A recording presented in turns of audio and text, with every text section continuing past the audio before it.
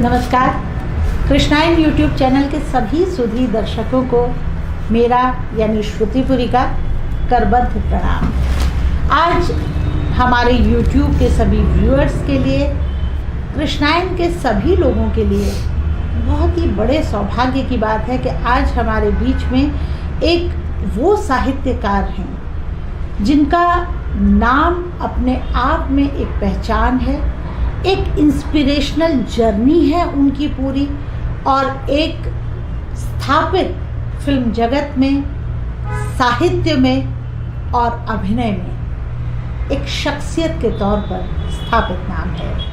आज हमारे बीच हैं फिल्म जगत की कथाकार, पटकथा, संवाद लेखिका, साहित्यकारा डॉक्टर अचला नागर। तो सबसे पहले तो मैं आपका हृदय तल से स्वागत करती हूँ कि आज आपने ये स्वीकार किया, आपने स्वीकार किया कृष्णायन में हम लोगों के साथ बात करने के लिए। मैं आपको माँ कहती हूँ, काकी माँ कहती हूँ, मैं वही संबोधन भी कंफर्टेबल रहेगा। मैं उसी संबोधन से आपसे बात शुरू करूँगी।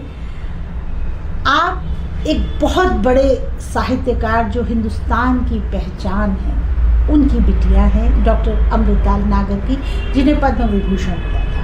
ये मानी हुई बात है कि जो प्रतिभा है वो खून में दौड़ती है, रगों में दौड़ती है, पर आप तो पिता से कई वर्ष अलग रहीं, ननिहाल में रहीं, बचपन आपका ननिहाल में बीता। आपके पिता आपको पत्र लिखा करते थे, उसी से बातचीत हुआ करती थी। मैं जानना ये चाहती हूँ कि कहाँ से आपको एकदम से इंस्पिरेशन मिली कि मुझे भी लिखना है? ऐसा है श्रुति कि मुझे एक साथी, एक बचपन से जब तुमने कहा कुछ तो, क्योंकि मैं अपने पिता के पास बहुत कम रही हूँ। 6.5 जैसे एक मिलना जुलना होता रहता है, जैसे कहता माता पिता के पास 6.5 साल से अलग हुई तो हो गई, तो कोई ये कहे कि नहीं उनसे प्रेरणा या सिखाते थे, वो सब कुछ नहीं था। हाँ, एक जो रक्त में जो एक विरासत मिलती है वो थी। दूसरी बात क्या थी कि जब हम आगरा आ गए, वहाँ बम्बई में जब तक नहीं थे, बचपन से कुछ 1 साल से लेकर 6.5 तक, तो उस समय बाबूजी फिल्में लिख रहे थे, और लेकिन मन से नहीं लिखते थे। मन से वो शुरू से कहा था कि मुझे मजबूरियाँ थी उनकी, तो उनको आना पड़ा, और सफल फिल्में लिखी। 14 में से 8 फिल्में सुपरहिट थी, लेकिन वो बहुत उनको अंदर से वो रहती थी कि नहीं, मुझे तो साहित्यकार, मुझे कलमजी भी बनना है, साहित्यकार भी नहीं कर, साहित्यकार तो बहुत बड़ी बात है, कलमजी भी बनना है। तो वहाँ लेकिन दिक्कतें ऐसी थी कि जब वो 19 साल के हुए, दादाजी अचानक चले गए। तो बहुत बड़ा परिवार, उनकी माँ, मेरे चाचा, मेरी माँ, तो वो फिर बॉम्बे, उस समय बॉम्बे टॉकीज था, कवि प्रदीप जी जो लता जी के गाने जो बहुत प्रसिद्ध हैं, पंडित नरेश शर्मा, सुमित्रानंद पंत जी, ये सारे परिचित जो उनकी थी, ये थे वहाँ। बोले जरा देखूँ वो मुंबई में, तो इसलिए गए, लेकिन मन उनका बिल्कुल ये कि मुझे तो साहित्यकार रहे 8 वर्ष। तब मुझे मौका मिला, जब मैं 1-1.5 साल की हो गई, तब माँ को कहते हैं माँ, तो मुझे लेके बम्बई गई। तब बाबूजी का देखा, वहाँ आसपास एक्टर्स का नलिनी जयवंत उस समय की, किशोर साहू जी, ये सब रहते थे। तो घर पर सिंपल सरल जीवन था, चले आते थे, उनकी माँ को माँ कहती थी, फादर को जी सब कहते थे, ऐसा माहौल था। तो क्या हुआ कि जहाँ तक लेखन की बात है, ऐसा कुछ नहीं था। वो शाम को बैठ के लोग सब जो लिखा होता था एक दूसरे ने, अनिल विश्वास बहुत बड़े संगीतकार, और प्रदीप जी जो गीतकार, ये लोग सब अपनी अपनी चीज़ें सुनाते होना। मैं कभी पान वगैरह लेके छुट जब पान दिया बाहर, तो मैं जाती थी पान लेके, तो कानों में पड़ता था जो ये जो लिखा हुआ था बाबूजी ने। तो 4.5 साल की उम्र में मैंने चिट्ठियाँ लिखना सीख लिया था। इसलिए सीखा था कि बाबूजी शूटिंग के चक्कर में कभी रात को रहते थे वहाँ, कभी नहीं मिलते थे, और मैं बहुत लाडली, उस समय मुँह फैला के बैठ जाऊँ, और फिर चिट्ठी लिख के, शिकायती चिट्ठी गलत सलत बाबूजी के तकिए के नीचे रख देती थी। हम क्या उल्लू हैं जो हम पूरे में आप कब मिलेंगे हमसे, कब बातें कर रहे हैं, हम बहुत बातें करनी है, इस तरह चिट्ठियाँ मतलब शब्द में गलत सलत लिखती थी। अब क्या हुआ, महाकाल बाबूजी एक अंश सुना रहे थे कि एक बच्चा है पांचू, तो बहुत बड़ा दुर्भिक्ष की कहानी है बंगाल की। तो एक लाइन आते आते सुनी कि पांचू बहुत भूखा था और पेट भरने के लिए उसने नालियों से निकलते माड़ को पिया, पेट भरा। भूखा क्या होता है, भूख खाना नहीं खाऊं, और बाप बोलती नहीं बेटे खाना खा ले, नहीं मुझे खाना नहीं खाना, बड़ी मुश्किल से, भूख क्या होती है, अनुभव। तो ये चिट्ठी लिखना और ये तो ये सब हुआ। फिर बाबूजी को बाकुस और बहुत शैतान थी मैं, मुझे मतलब हर दूसरे तीसरे दिन ढूंढने जाना पड़ता था कि किसके घर में क्या खा रही है। और एक बार सीशोर हमारे घर के सामने था, वो तो कमाल ही हो गया, वो मछुआरों की वो बंधी रहती थी, पता नहीं शैतान लड़की एक खोल के बैठ गई सबकी, देखो समुद्र कितनी दूर तक है। ये जिज्ञासा बहुत थी मेरे मन में। वो तो एक मछुआरे जाके वापस ले आया, फिर कुटाई होनी थी, बाहर कुटेंगी फिर तो काम है।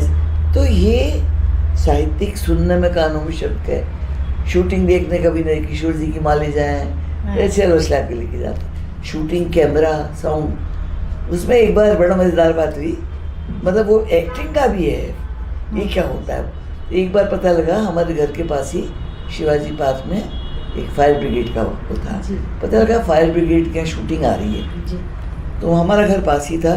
तो मैं 4-5 घंटे खिड़की में यूँ बैठी थी, ये कैमरा आएगा और मेरी शूटिंग हो जाएगी। तो वो भी कहीं था। जब मैं वहाँ से मुंबई से 6.5 साल की आयु में आगरा आई, मैं और मेरे भाई, मैं 10 की थी, वो 12 की थी। हमारे घर के पास मदन मोहन मालवीय जी ने नागरिक प्रचारणी सभा वाचनालय पुस्तकालय, तो 10 और 12 की एज में हम उसके सदस्य बन गए। उस आयु में जो साहित्य पढ़ा वहाँ से 10 साल की आयु से, गोदान, प्रेमचंद जी, शरद, तो वो पढ़ना बड़ा अच्छा लगता था। उसके साथ आगरा इप्टा, राजेंद्र गोशी जी नाटक भी देख रहे हैं तो नाटक भी करने लगी। पहली लड़की थी जो आगरा कॉलेज के मंच पर आई थी, भाई लेकर आए, तो अभिनय से भी नाता जुड़ गया। और साइंस साइड ली कि मैं तो MBBS करना ही है जी। लेकिन 13 साल में, तो 8th में थी, तो माँ ने वो एक जगह शादी में हम गए थे, तो वहाँ बड़ी अच्छी फैमिली, बड़ी मतलब ही नहीं पता था सारी शादी क्या होती। तो फिर साहब मैं साइंस मैंने ली 10th में भी, इंटर तक, और मैं PMT की तैयारियों में लग गई। मतलब इस साहित्य आ चुका है मेरे जीवन में, फिल्में आ चुकी है मेरे जीवन में, नाटक आ चुका है मेरे जीवन में, फ्रीडम थी, हमारे यहाँ को पाबंदी नहीं थी। तो सगाई हो गई, सगाई के बाद ये लगा कि अब मैं MBBS करूँगी, तो वहाँ से आया कि भाई MBBS करके क्या करेगी, हम प्रैक्टिस तो नहीं करवाएंगे। तो शादी हो गई, उसके बाद बड़ी अच्छी खूबसूरत एक बात मैं ज़रूर कहना चाहूँगी। एक रस्म होती है कि एक सब बैठे रहते हैं घर की शादी के बाद, तो लाल रंग की थैली में कुछ सिक्के विक्के होते थे कि हाथ गिनो कितने, तो जब गिन लिए तो मेरे ससुर जी थी, 3-4 महीने बाद डेथ हुई थी। तो बोले बताओ क्या लेना है, गिन के बताओ और क्या चाहिए तुमको। तो 2 मिनट सोचा मैंने कहा बाबूजी मैं अपनी ग्रेजुएशन पूरा करना चाहती हूँ। पहले तो वो BSc पूरा किया मैंने, BSc पूरा करके मैं मथुरा आ गई।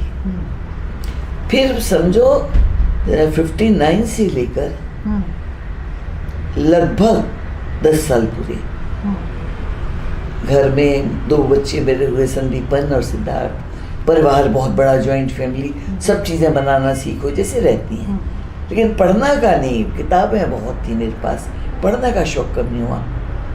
फिर बाद में मेरा मन ये कि यार MBBS तो नहीं बनी, मैं डॉक्टर तो लगानी है, बिना डॉक्टर सलाह न करके क्या फ़ायदा, उसके लिए MA करना होगा। तो मैं वहाँ अपना जो कॉलेज है ना किशोरी रमन जी, किशोरी, वहाँ मैं MA में सुबह 7 बजे नाश्ता बनाती थी, बच्चों को और हस्बैंड को खिला के भागती थी क्लास में किशोरी रमन में। MA कर ही रही थी, MA की PhD करूँगी, MA चल ही रहा था कि रेडियो से लोग चल आए, तो नाटक लिखवाते थे उससे। मेरा अगला प्रश्न यही है आपसे, आकाशवाणी से जुड़ाव कैसे हुआ? क्योंकि आपने आकाशवाणी में, आई लव आकाशवाणी, आपने एक अच्छा इंस्टीट्यूशन माना जाता है आकाशवाणी किसी कलाकार को बनाने में, हमेशा कहती हूँ तो आपका उसमें पदार्पण कैसे हुआ? देखो, पहले तो मैं बचपन में जाऊँ कट्टू कि पहली इनकम मेरे रेडियो से हुई। जब लखनऊ जाती थी, आगरा में तो रेडियो स्टेशन था नहीं, वहाँ बच्चों के प्रोग्राम में गई 1-2 बार, 5 रुपये मिले, मेरी पहली इनकम रेडियो थी। फिर बहुत शैतान थी मैं, आगरा कॉलेज में जब पढ़ रही थी पता लगा विविध भारती खुल गया, ये 57 की बात है, पढ़ रही थी तो पता लगा अपना घर आता है प्रोग्राम, लिख रही थी, अमर उजाला में छप रही थी, 15 साल की लड़की व्यंग्य लिख रही थी, तो पता थोड़ा था हम क्या लिख रहे हैं, लेके लेटर बॉक्स में डाला थे। तो 8 साल की उम्र में मेरी पहली कहानी छपी, देश का दीपक, वो बच्चों की आती नहीं, उसमें लिख के डाला ही, कोई कठिन बात लगती नहीं थी हमको। इसलिए सारे जवाब मिला जुला, नाटक, रंगमंच, साहित्य पढ़ना और रेडियो। तो रेडियो का क्या हुआ कि उस समय जो वहाँ एक पैक्स थे गिरीश चतुर्वेदी जी, उन्हें पता लगा नागर जी की बिटिया मथुरा में घर आए, बोले तुम कहाँ अपने आप कुछ आओ और हमारे यहाँ आओ। तो मैं कहा नहीं, ये लोग कोई मुझे नहीं अलाउ करेंगे, बोले अच्छा लिखना शुरू कर लो, प्ले तो लिखोगी? मैंने कहा हाँ। तो मुझे याद आ रहा अच्छी तरह, 58 में शादी हुई, 68 में फिर से मेरी कलम चली, मैंने नाटक लिखा पहले। अच्छा। टोना मतलब जादू टोना, वहाँ से लिखने का चस्का लगा। बने रहिए हमारे साथ, आगे जानेंगे अचला जी की फिल्मों में कैसे जर्नी स्टार्ट हुई, कैसे उन्होंने अपना फिल्मी सफ़र आरंभ किया। और उससे पहले हमारे चैनल को सब्सक्राइब करना मत भूलिए, इस वीडियो को लाइक करिए और शेयर करिए।